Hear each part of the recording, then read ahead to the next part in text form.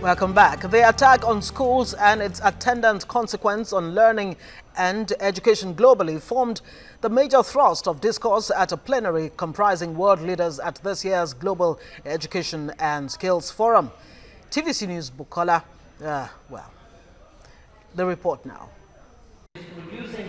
Of the myriad of challenges bedeviling the education sector globally, what is uppermost in the minds of world leaders at this plenary is the increasing spate of attacks on schools, resulting in the unfortunate loss of lives of the young learners. The kidnap of more than 200 Chibok schoolgirls in northeastern Nigeria was a big concern for panelists. The coordinator of the discussion, Vice Chairman India Today, Shekhar Gupta, sought to know how satisfactory the Nigerian government's approach towards tackling terrorism was. I believe that the present government did not get the hang of Bukola initially. That was why even when the Chibok girls, 176 girls, were abducted by the government didn't really believe that there was abduction of girls for quite some time. Because if that had been realized and immediate action had been taken, maybe those girls would have been rescued. But for other leaders, the causes and symptoms of terrorism as it relates to recent attacks on schools manifests in different ways.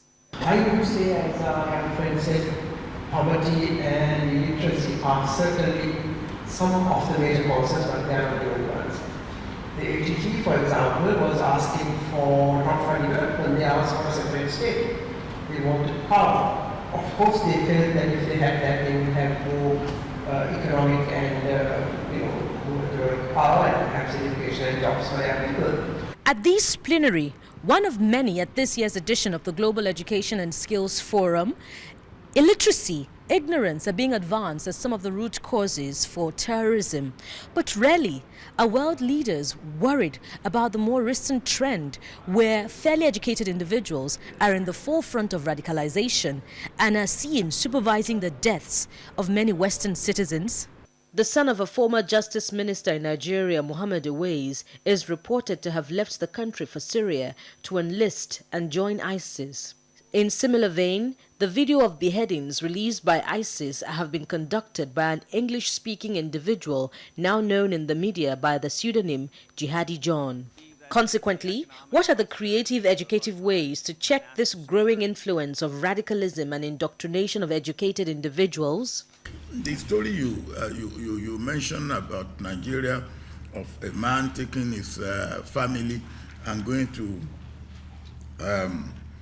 join ICIC, is an exception rather than the rule. There won't be many Nigerians doing that. Whilst the leaders brainstormed, some of the solutions proffered to tackling terrorism include addressing real and perceived injustices, the carrot and stick approach, eliminating the conflict between Islam and education, just to mention a few. Still, world leaders must continue to think out of the box in their bid to come up with ways to check the ravaging demon of insurgency. Bukola, Samuel-Wemimo, TVC News, Dubai, the United Arab Emirates. All right, Bukola, you covered that event. What do you think Nigeria can take away from this global summit? A lot, especially from the former president, who says that a lot more concentration has been given to the manifestation of insurgency. That's the symptoms when you talk about how they attack, the approaches to tackling it, the carrot and sticks approach. But rather, they're not concentrating on tackling the root cause of insurgency itself. So tackle it from the cause. If they're, going about preaching, radicalism, indoctrination to youths, and they're getting a lot of youths to join them. But a worrisome trend is children from rich homes who have been educated, who have gone to school. Then counter it with a positive philosophy. That's where I was headed. Counter it with a positive philosophy. get more people to believe in a good cause than in the cause of killing. Absolutely. Good one there. Yeah. Former U.S. President Bill Clinton wants world leaders to encourage skills development in the education sector. He believes the technological advancement the world badly needs can only be achieved when more attention is paid to that sector. In what appeared to be a coincidence, Clinton and Kagame in their speeches shared profound experiences from their formative years that they believe wouldn't have been made possible without the contributions of their teachers. I wrote my autobiography 11 years ago. I had a very distinguished American editor who read the first 150 pages, and he said, "I don't believe you remember the name of every teacher you ever had." When I was elected president,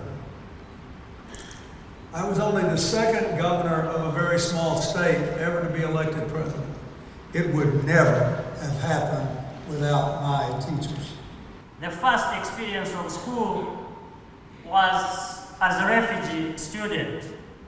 Conditions were very difficult, but our teachers went far beyond the core of duty to ensure that nearly all of us, displaced children, acquired education.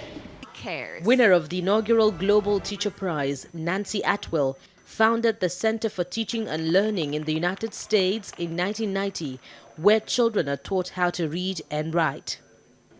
The author of 9 books was ecstatic and grateful about her achievement. Invite their children, their students, to engage in real writing and real reading. And by that I mean make a lot of books available to their students and let them find the books they love and the characters they love and the stories they want to be inside of. And as writers, let them develop the topics and the ideas and the experiences that they want to write about. The Global Teachers Award comes with a prize money of $1 million. Atwell has decided to donate it to her foundation for the provision of books for their libraries. Through stakeholder involvement, youth advocacy groups, and key policy influencing approaches, the Global Education and Skills Forum annually convenes to enhance learning opportunities and champion the cause of educational development for children all over the world. Bukola, Samuel-Wemimo, TVC News, Dubai, the United Arab Emirates.